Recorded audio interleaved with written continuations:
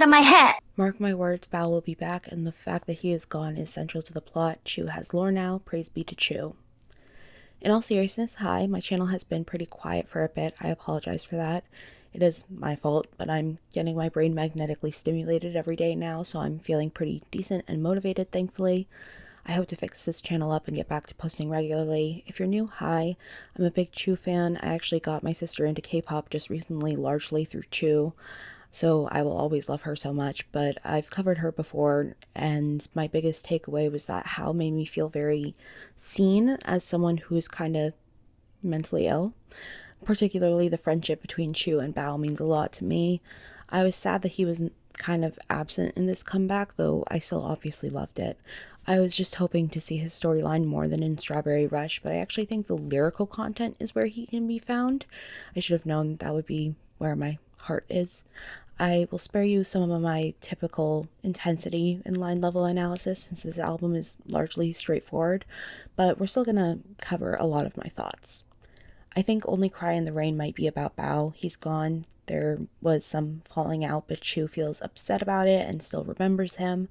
I feel like there are certain references to Chuu's previous content, light, closing eyes, waves. Going cuckoo feels similar to howling. They could be two psychos because no one understands what Chuu is seeing, but she sees herself in Bao.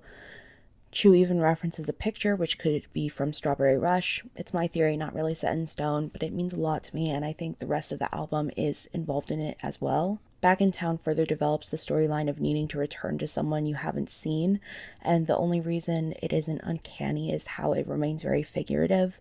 Something being both familiar and not can make people feel uneasy. But Chuu is talking in similes and metaphors throughout most of the song, playing on the idea of distance. It also implies there's a bit of unreality at play. Instead of lovers like you're supposed to think, it's Bao that makes Chuu able to truly breathe clearly.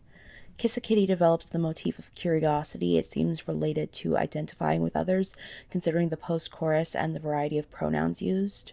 Now, this is, again, my personal theory about Chuu's storyline in the Chuu universe and not the real person. I'm not saying Chuu is anything like this, but I've always thought Howl could be implicating some kind of psychosis.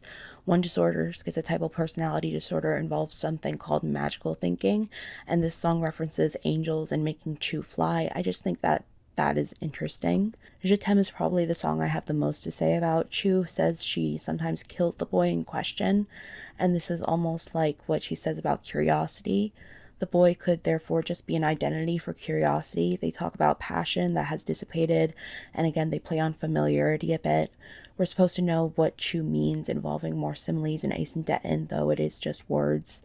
This could imply she doesn't actually mean it, or not much is literally happening between the characters, but there is a sense of reality, regardless of unreality. Again, with magical thinking, there is discussion of different planets, and it's linked to the curiosity.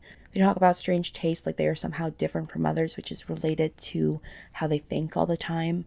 Finally, we have No More, which feels like a message from Chuu to herself, essentially saying it's okay that people don't understand her, and to lift her shoulders.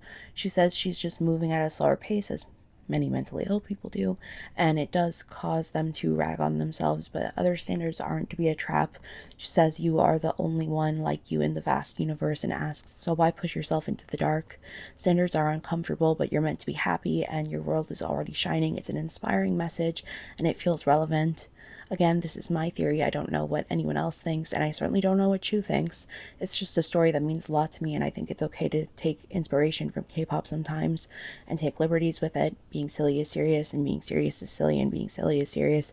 Let me know what you thought of this comeback, and if you have any feelings about Chuu's potential lore, whether or not it has to do with this video. Have a good day.